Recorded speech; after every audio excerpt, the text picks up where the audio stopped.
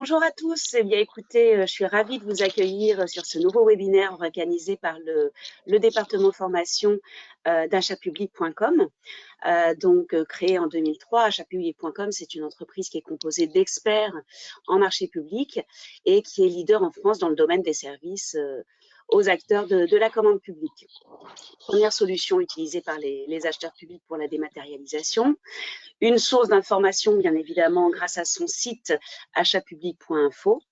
Et puis donc, ce sont des formations au marché public destinées aux acheteurs et aux entreprises soumissionnaires.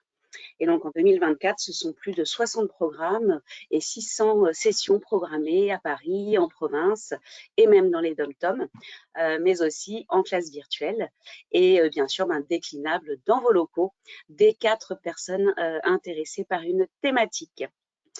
Autour du sujet qui va nous intéresser ce matin, vous retrouverez dans notre offre, si vous pouvez, monsieur Riquier, passer les slides, voilà, qu'on voit rapidement.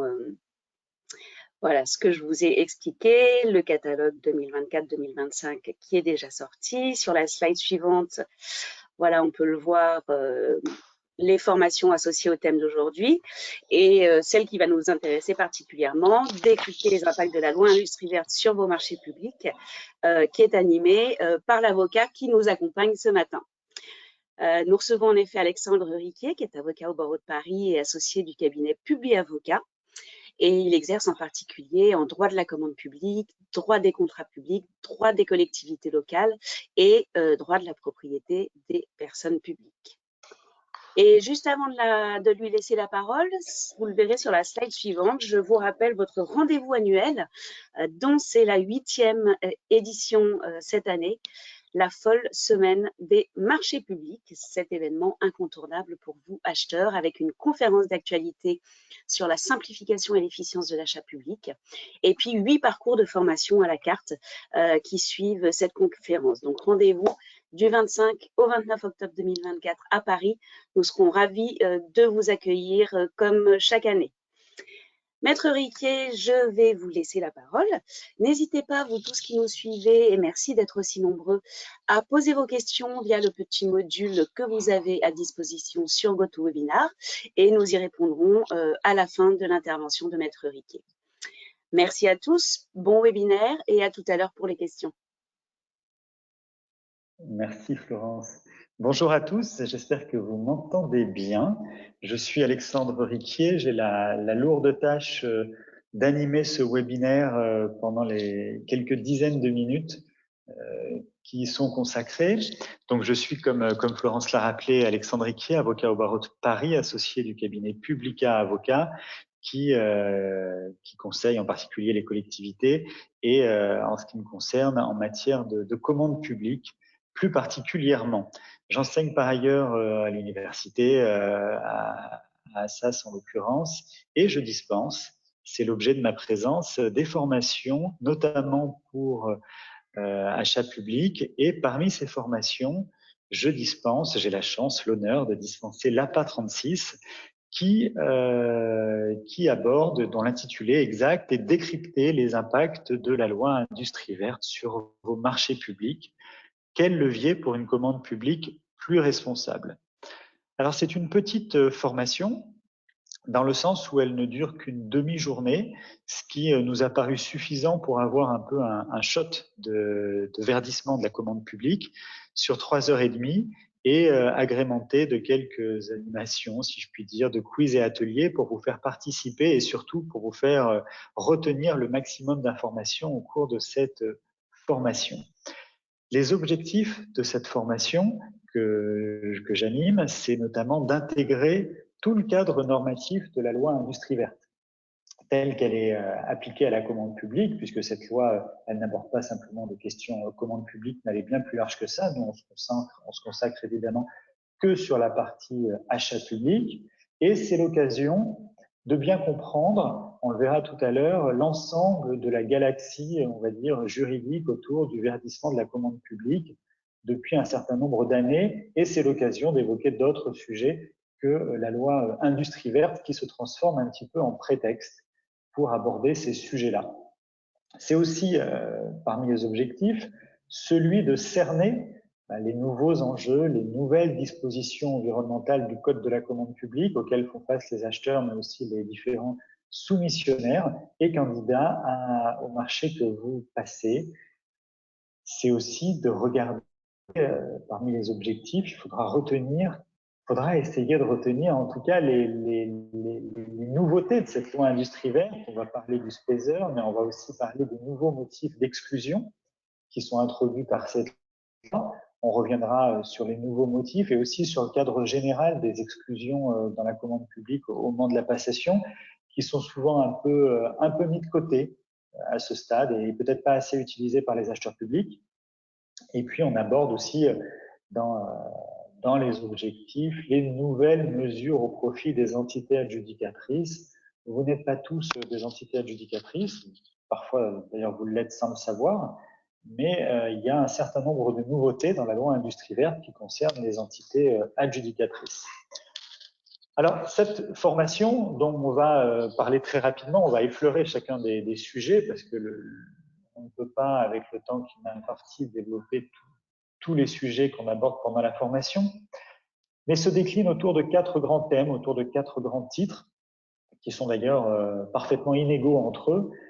Par exemple, le titre 1 qui concerne le cadre de la loi industrie verte nous occupe au cours de cette formation pendant un certain temps, parce qu'on aborde tous les textes antérieurs et maintenant un petit peu postérieurs à la loi industrie verte. On aborde un petit peu la genèse de cette loi et ça suscite de votre part souvent beaucoup de questions, comme on le verra tout à l'heure quand je présenterai un petit peu le contenu de ce titre. Les 3 autres titres abordent des thèmes en lien avec la loi industrie verte également, les nouveaux motifs d'exclusion, comme je le disais juste avant. On va aussi beaucoup parler du SPESER, même si c'est quelque chose qui est relativement ancien, si je puis dire, puisqu'il date de 2014. Mais avec la loi industrie verte, vous avez de nouvelles possibilités que je vais vous présenter rapidement aujourd'hui et dans le détail, je l'espère, au cours d'une formation à laquelle vous participerez. On passera beaucoup moins de temps, en revanche, sur le dernier titre, parce que parfois, durant la formation, effectivement, il n'y a pas de personnes qui sont entités adjudicatrices ou ça les intéresse moins, mais malgré tout, vous avez de nouvelles dispositions qui concernent ces entités, qui viennent apporter toujours un petit peu plus de souplesse à leur fonctionnement, notamment au moment de la passation, et on passe plus ou moins de temps sur ce dernier titre. Mais avant tout, avant d'aborder tout ça, on fera une introduction assez large pour revenir sur ce qu'est cette loi, d'où elle vient, qui aura bientôt 1 an, puisqu'elle est du 23 octobre 2023, donc dans un peu plus d'1 mois, elle aura 1 an, cette loi industrie verte, objet de la formation. On reviendra un petit peu, comme je l'ai dit, sur sa genèse, aussi au cours de l'introduction. C'est le prolongement des accords de Paris adoptés en 2015 qui avait fixé, vous le savez, un certain nombre d'objectifs climatiques à la France notamment, et la loi industrie verte ainsi que d'autres lois en sont aujourd'hui la traduction, notamment dans la commande publique.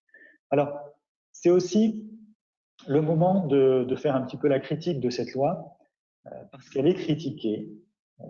On a notamment relevé que les mesures qu'elle avait proposées et qui ont ensuite été retenues par le législateur étaient sans doute beaucoup trop modestes, n'allaient pas assez loin par rapport aux attentes et parfois aux inquiétudes que l'on pouvait avoir sur les sujets environnementaux, alors que c'est vrai, la commande publique peut être un vrai levier, et je pense que vous avez malgré tout les leviers pour améliorer ça, un vrai levier du verdissement de la commande publique et de participer un petit peu à donner à l'environnement une place beaucoup plus importante au sein de la commande publique.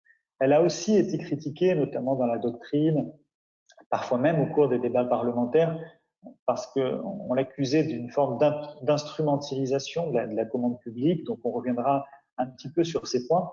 Et d'ailleurs, j'avais relevé que la commission des lois du Sénat avait alors suggéré au gouvernement, anticipant un petit peu ces critiques ou en ayant déjà un petit peu pris connaissance de celles-ci, de mieux informer les acteurs publics, les acheteurs publics en particulier, sur les possibilités de lier l'environnement à la commande publique. toutes les possibilités donc ouvertes par le Code de la commande publique. Et c'est aussi un petit peu la raison pour laquelle cette formation a été créée et proposée par Achat Public. C'est vrai que vous allez devoir vous saisir de plus en plus des aspects environnementaux, si ce n'est pas déjà fait. La loi va vous y contraindre. Et il faut bien sûr que vous soyez informé de toutes vos possibilités et peut-être pas simplement de ce que l'on connaît mieux, c'est-à-dire simplement ajouter un critère environnemental pour la sélection des offres des candidats, le verdissement, la prise en compte de l'environnement. Vous allez voir, c'est bien plus large que ça. Alors pour revenir à la loi Industrie verte en elle-même, on verra qu'elle poursuit, j'emploie beaucoup ce mot, en tout cas au début de la formation, mais le verdissement de la commande publique, mais à la suite d'autres textes. C'est à mon avis pas le texte central, et ce n'est pas le texte central sur le sujet. Vous avez toute une série d'autres textes qui ont été pris. Il y en a qui vont vous parler lorsqu'on va les aborder, par exemple la loi AGEC de 2020, pour ne pas se borner à rester sur des textes à valeur législative. On verra aussi un petit peu au niveau réglementaire ce qui a pu être fait. Sur le slide, là, je cite un décret de 2021 sur les obligations de réemploi dans la commande publique. C'est des choses qui suscitent beaucoup de questions, même si ce n'est pas l'objet principal de la formation, on pourra l'aborder au cours de cette formation. On verra aussi ce qui a été fait au niveau européen sur l'ensemble de ces sujets. Mais c'est surtout, je vais m'y attarder un petit peu ici, la loi Industrie verte, la continuité de la loi dite climat et résilience de 2021, exactement du 22 août 2021.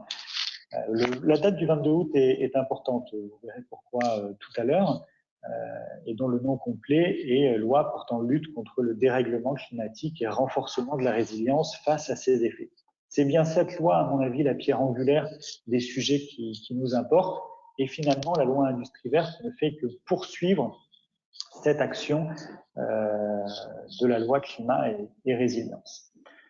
Alors, comme je l'ai dit, on aura tout un titre qu'on va aborder très précisément pendant la formation, et là que je vais présenter un petit peu rapidement, tout un titre sur le contexte juridique, le cadre de cette loi Industrie verte. Et ici, pendant ce webinaire, j'aimerais m'attarder justement sur l'articulation de cette loi avec la loi climat et résilience du 22 août 2021, dont l'objectif était bien de prendre en compte l'environnement. J'insiste à toutes les étapes de la commande publique. La première chose qui a été faite par le législateur, c'est d'ajouter un article L3-1. Parfois, je citerai quelques articles, mais rassurez-vous, pas si souvent que ça, mais j'aime bien que vous ayez les références pour ensuite vous y reporter.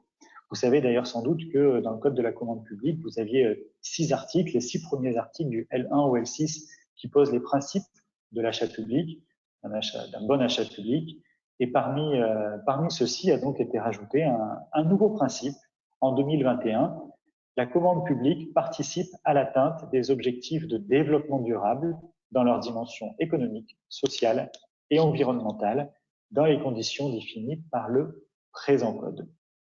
Effectivement, une fois qu'on a posé ce principe, il va falloir pouvoir le mettre en œuvre en pratique, et c'est ce qu'on va apprendre au cours de la formation, à partir des nouveaux textes dont vous avez la disposition des nouveaux articles dans le Code de la commande publique. Alors ce principe que je viens de citer, le L-3-1 du Code de la commande publique, se décline tout au long du Code de la commande publique. Et en particulier, on s'attardera là-dessus au stade de la définition du besoin. Il ne vous a sans doute pas échappé que vous allez devoir, à ce stade, dès le stade de la définition du besoin, prendre en compte de manière beaucoup plus importante les aspects environnementaux. Vous allez aussi devoir le prendre en compte, et vous le faites déjà, au stade, l'environnement au stade de l'exécution du marché. Alors, pourquoi je dis que vous le faites déjà? Parce que les CCAG 2021, que vous connaissez, ont déjà mis en place un certain nombre de clauses, de choses en rapport avec l'environnement. Aujourd'hui, cependant, on peut déroger, on pourra toujours d'ailleurs déroger aux clauses, notamment à la clause environnementale du CCAG travaux ou des autres CCAG qui existent, avec l'entrée en vigueur le 22 août 2026 des nouvelles obligations sur l'exécution du marché. eh bien, vous devrez prendre en compte l'environnement au stade de l'exécution du marché et ce sera bien plus difficile, en tout cas moins conseillé, de déroger à certaines stipulations du CCAG, ou alors il faudra faire preuve d'inventivité pour toujours intégrer à la place des stipulations du CCAG de nouvelles stipulations en rapport et prenant en compte l'environnement au stade de l'exécution du marché. Donc ça, on le développera avec beaucoup de précision pendant la formation, en prenant un certain nombre d'exemples de clauses, un certain nombre d'exemples de suivi de ces clauses, parce qu'on va vous demander aussi de suivre ces clauses. D'ailleurs, ça va parfois, et de manière générale, ça suscite beaucoup de questionnements, parce que vous avez déjà énormément, je me place du côté acheteur public, de travail sur le process achat en lui-même, passation. Vous vous apercevez sans doute que vous avez de plus en plus d'obligations en termes de suivi d'exécution du marché, même au sein du service achat des collectivités. Vous avez d'ailleurs pas toujours les moyens humains pour assumer l'ensemble de ces nouvelles obligations. Et avec l'environnement, malgré tout, vous allez encore avoir un suivi sans doute supplémentaire à faire, peut-être au niveau de vos services, et on verra comment l'anticiper et le prendre en compte en fonction des situations de chacun. Puisqu'au cours de cette formation, généralement, on est en petits groupes, ce qui permet d'aborder effectivement les situations de chacun et de proposer les meilleures solutions en fonction des caractéristiques propres finalement de vos services, lorsque je peux vous aider à les mettre en place pendant cette formation. Alors tout ça sera applicable à compter du 22 août 2026, donc le 22 août, 5 ans exactement plus tard après l'intervention de la loi climat et résilience. La loi climat et résilience, elle a aussi décliné le principe au stade de la sélection des offres. On a dit tout à l'heure, juste avant sur la slide, qu'il faudrait le prendre en compte au stade de la définition du besoin, au stade de l'exécution. Et ce qui est plus connu, et ce qui suscite le plus d'attentes, à mon sens, pour les acheteurs publics, c'est la prise en compte de ce principe au stade de la sélection des offres. Et dans la loi climat et résilience, dont la loi industrie verte est le prolongement, il est prévu qu'au moins un critère environnemental soit inséré dans votre règlement de consultation pour sélectionner les offres. Alors ça aussi, c'est des choses qu'on va traiter avec beaucoup de détails, parce que vous allez devoir prendre en compte, au moment de l'appréciation des offres, eh bien, les caractéristiques environnementales de ces offres. Ce n'est pas quelque chose qui s'improvise, c'est quelque chose qui se travaille à l'avance. Vous avez quand même une certaine marge de manœuvre pour le travailler, puisque le législateur a retenu une marge de manœuvre, vous a laissé une marge de manœuvre assez importante en retenant une rédaction volontairement large, un critère environnemental. Ça peut concerner, ça peut se décliner de manière très, très différente, comme on le verra, mais il faudra bien que ce critère apparaisse. Indirectement, d'ailleurs, on en parle au cours de la formation, c'est la fin du critère lorsque c'est possible, la fin du critère unique du prix, puisqu'il faudra forcément qu'il y ait un critère environnemental. On pourra analyser ça sous un autre angle en prenant par exemple la possibilité d'avoir un critère unique du coût au sens large, intégrant une caractéristique environnementale par exemple. Alors le rôle de la loi industrie verte, parce qu'il faut malgré tout revenir à ça, dans ce dispositif, ça a été aussi l'objet de critiques, de prévoir dès à présent qu'au moins un ou plusieurs critères comprennent des aspects qualitatifs, environnementaux ou sociaux. Alors pourquoi je dis que c'est critiqué? Parce que on aurait pu dire plus clairement qu'il fallait prendre le critère environnemental, l'adopter dès à présent sans attendre le 22 août 2026. C'est pas vraiment ce qui a été fait. Et puis les dispositions qu'on trouve aujourd'hui dans la partie législative du Code de la commande publique, elles existaient en réalité déjà dans la partie réglementaire. Donc c'est pas vraiment une avancée, c'est plutôt un renforcement de l'aspect environnemental dans la commande publique. Mais c'est l'occasion et c'est un prétexte de parler et de revenir assez largement sur l'ajout d'un critère environnemental au moment de la sélection des offres. Alors vous verrez d'ailleurs que c'est pas aussi simple que ça. D'ailleurs, vous essayez pour la plupart d'ores et déjà de le faire et c'est une bonne chose, mais il va falloir trouver, et on l'aborde notamment à travers des décisions de jurisprudence récentes qui ont pu être rendues, la question du lien qui doit exister entre l'objet du marché ou ses conditions d'exécution et ce critère.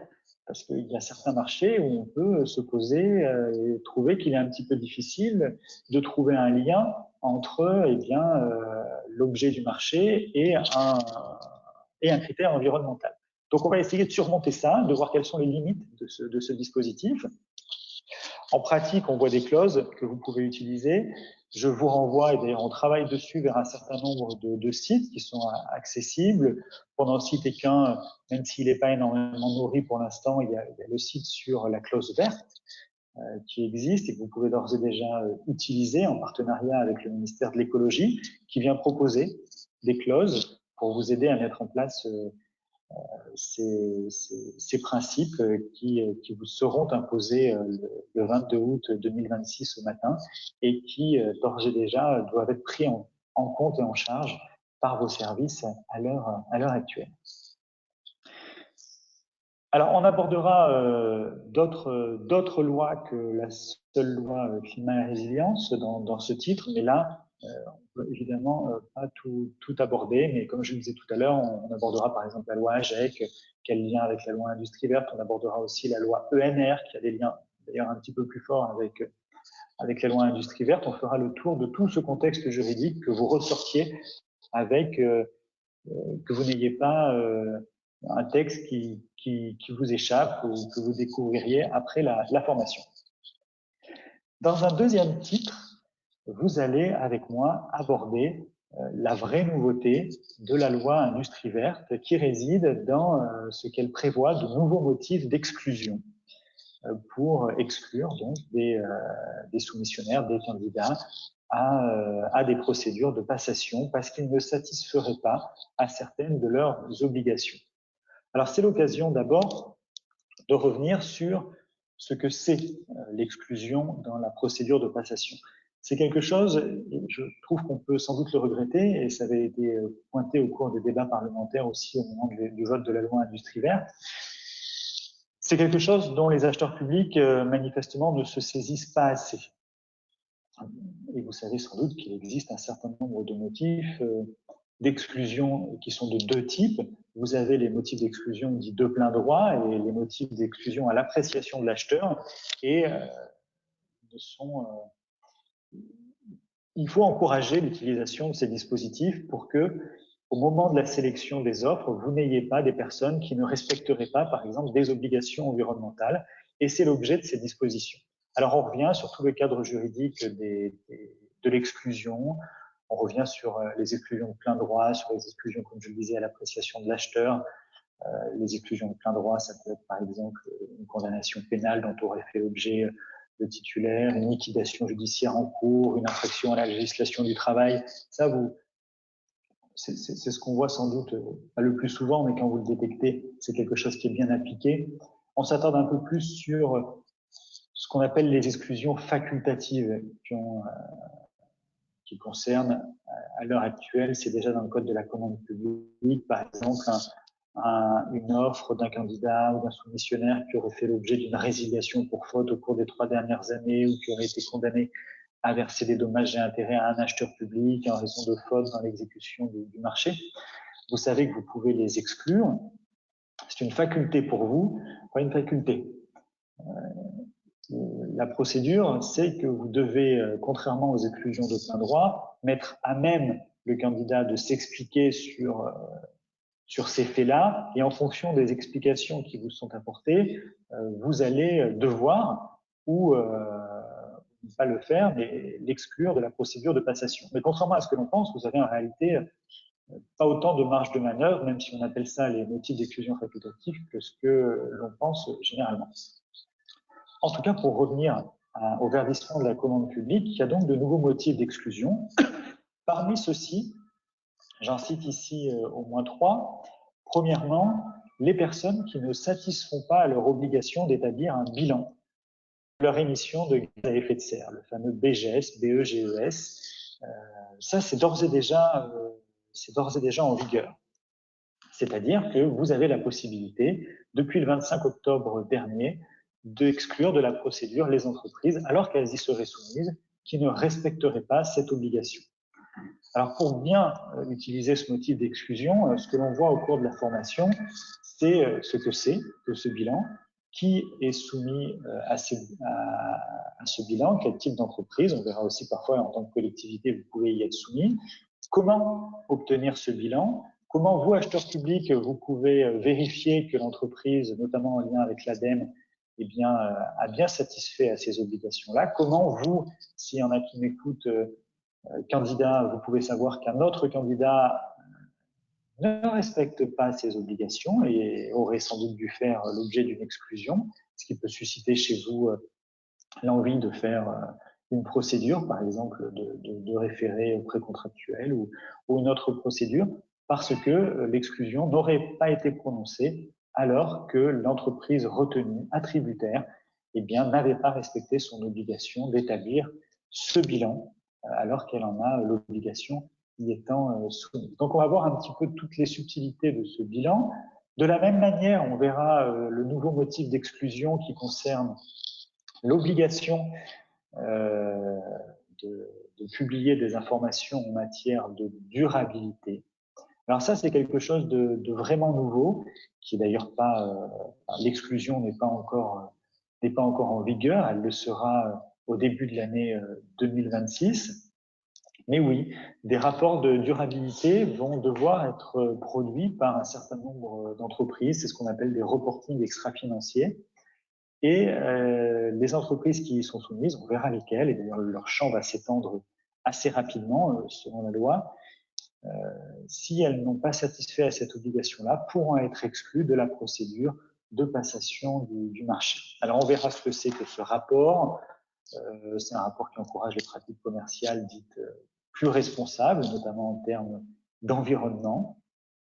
C'est un rapport qui devra être certifié aussi, on le verra, par un commissaire aux comptes, notamment, ou par un autre tiers de confiance. Mais généralement, ils se saisissent du sujet par un commissaire aux comptes, et qui est déposé d'ailleurs au greffe du tribunal de commerce avec les comptes annuels. Et ça, vous pourrez exclure une entreprise si donc elle ne satisfait pas à cette obligation-là. Et ce que l'on va voir, c'est que si aujourd'hui les entreprises qui sont concernées sont plutôt de grosses entreprises, au regard des seuils qui sont retenus, eh bien, au fur et à mesure des années, notamment en 2029, vous allez avoir un nombre très important d'entreprises soumises à l'obligation de déposer ce rapport de durabilité, et ça va vous obliger, vous, acheteurs publics, et vous, entreprises, à apporter une attention beaucoup plus importante sur ces sujets-là. Et ce sera un levier pour vous, acheteurs publics, pour exclure des entreprises qui ne satisferaient pas à cette obligation-là. Ça va contraindre aussi un peu plus les entreprises à mettre en œuvre des dispositifs préservant toujours un petit peu plus l'environnement. Troisième motif d'exclusion qui existe déjà, mais qui est assez modifié dans le nouveau dispositif issu de la loi Industrie verte, c'est l'obligation d'établir un plan de vigilance. Donc on verra ce qu'est ce plan de vigilance, quelles sont les entreprises qui sont concernées. Cette fois, ce sont vraiment les grosses entreprises, et à ce jour, il n'est pas prévu que ça évolue plus que ça. On verra aussi quelles sont vos obligations, vous, en tant qu'acheteur public. Ça veut dire quoi, vérifier que l'entreprise a un plan de vigilance? Est-ce que ça veut simplement dire qu'il existe? Est-ce que ça veut dire que je dois vérifier, moi, acheteur public, qu'il est complet? On a déjà un petit peu de jurisprudence sur le sujet, notamment du côté du juge judiciaire, étonnamment, mais on a des décisions sur le sujet. Tout ça a une forte dimension incitative, d'ailleurs c'était le but poursuivi par le législateur. On verra comment vous devez le contrôler. Est-ce que, par exemple, une seule attestation de l'entreprise expliquant, comme pour les exclusions à titre de plein droit, expliquant qu'elle respecte cette obligation, par exemple, d'établir un DGS suffit, ou est-ce que vous devez aller plus loin? C'est des choses qui sont abordées au cours de la formation, et d'ailleurs qui sont tranchées souvent par les débats parlementaires issus de la loi Industrie verte. Un autre sujet sur lequel on s'attardera assez longtemps, parce que notamment je trouve qu'il est très efficient, qui permet de rendre la commande publique et l'achat public encore plus responsable lorsqu'il est bien utilisé, c'est les avancées qui concernent le SPASER, donc c'est-à-dire le schéma de promotion des achats socialement et écologiquement responsables. C'est un schéma, je l'ai dit tout à l'heure, qui a été mis en place en 2014 par la loi dite ESS, Économie sociale et solidaire, et qui depuis a connu un certain nombre d'évolutions plus ou moins importantes à l'occasion de la loi climat et résilience dont je parlais tout à l'heure, ou encore de la loi Industrie verte d'octobre 2023, qui est l'objet de la formation. Alors c'est l'occasion de revenir sur le dispositif qui encadre ce schéma. Qu'est-ce que c'est? Que doit-il contenir? Est-ce qu'il est contraignant? Est-ce qu'il a simplement une valeur indicative? Comment on le met en place? Le temps qu'il faut pour le mettre en place, le coût de mise en place de ce schéma. C'est des sujets que l'on aborde pour que vous puissiez éventuellement le mettre en place dans vos collectivités, étant précisé qu'un certain nombre de collectivités y sont déjà soumises de manière obligatoire, même si à ce jour il n'y a pas de sanction si vous ne l'avez pas encore fait. Et d'ailleurs, les choses ont évolué récemment sur le sujet, parce qu'auparavant, vous deviez mettre en place ce schéma si vous aviez un volume d'achat supérieur à 100 millions d'euros hors taxes, par an bien sûr, au sein de la collectivité. Ça concernait quand même pas la majorité des acteurs publics. Récemment,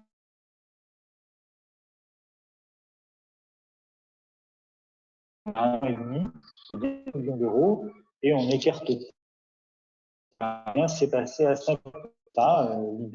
L'idée n'est pas mise de côté encore de modifier ce seuil.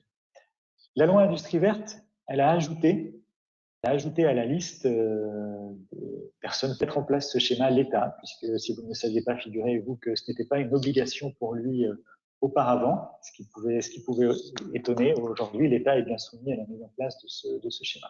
Mais ce sur quoi on s'attarde sans doute encore plus, c'est une vraie nouveauté de la loi Industrie verte, c'est la possibilité de mettre en commun ce schéma sur un territoire. C'est-à-dire que la loi vous permet aujourd'hui, depuis cette réforme Industrie verte, d'aller voir la collectivité la plus importante du territoire qui, elle, est soumise à l'obligation d'avoir ce schéma, et de proposer, de travailler ensemble pour mettre en commun ce schéma afin qu'il s'étende sur le territoire.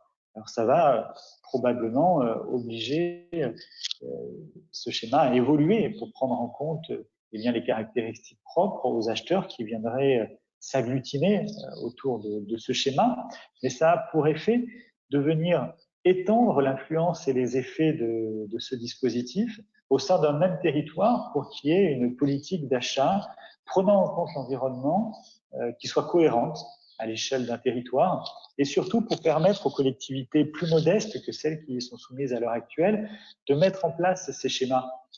Puisque ce que l'on va voir, c'est que c'est quelque chose de très ambitieux, qui nécessite beaucoup de temps, et souvent vous êtes déjà très pris par le cœur de votre métier, qui est la passation des marchés publics, l'achat public en lui-même. Déjà qu'on vous rajoute des obligations sur le suivi de l'exécution, si en plus vous devez vous astreindre, petit service ou modeste service d'achat public, à mettre en place un schéma alors que c'est quelque chose d'un travail extrêmement important, vous allez vite être découragé et en pratique, ça ne se produira pas.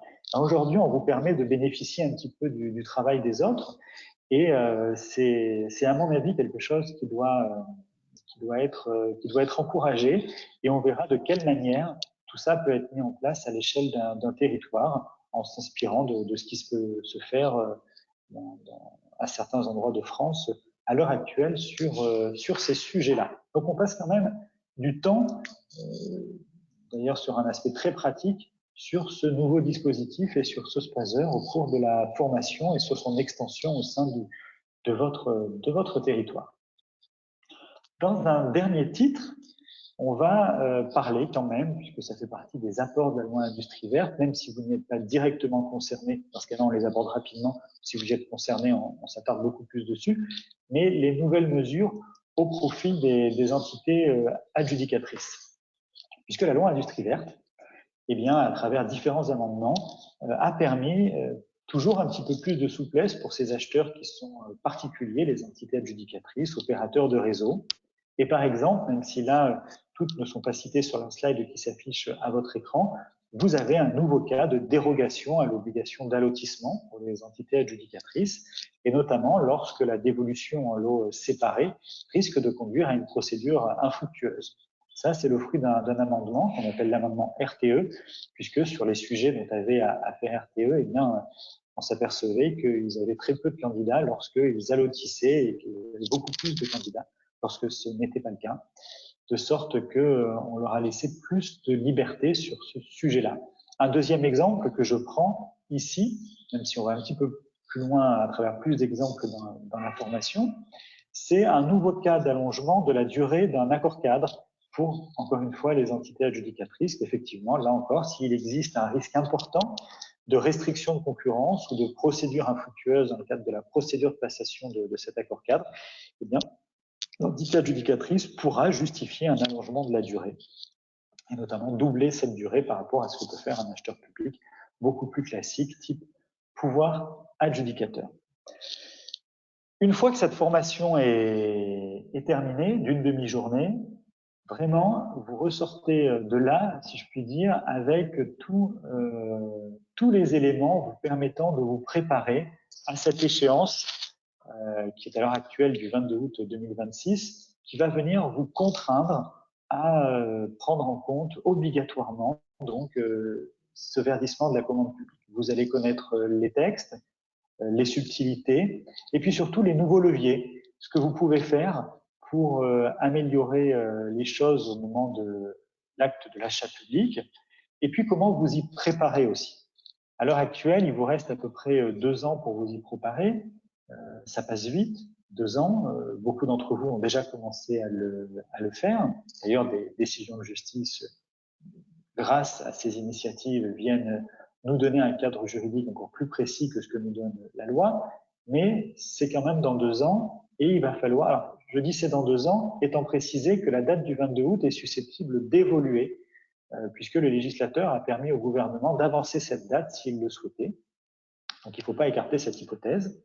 En tout cas, il va falloir qu'en interne, vous mettiez en œuvre les dispositifs pour vous préparer à ça, au stade de la définition du besoin, au stade de la sélection des offres et au stade du suivi et de l'exécution du marché. Il y a toute une série de bonnes pratiques à mettre en place, et à la fin de la formation, l'idée c'est que vous les ayez bien en tête, et aussi que vous sachiez comment les mettre en tête des entreprises de vos territoires, celles qui soumissionnent, parce que toutes ne seront pas prêtes si vous ne les y aidez pas un petit peu, si vous ne les sensibilisez pas à la question. Et il y a toute une série de moyens pour le faire, et on explique ça aussi au cours de la formation, ce qui vous permettra, vous, d'avoir, eh bien, je l'espère, plus de candidats, plus de soumissionnaires, d'avoir des offres de meilleure qualité par rapport aux critères que vous aurez retenus.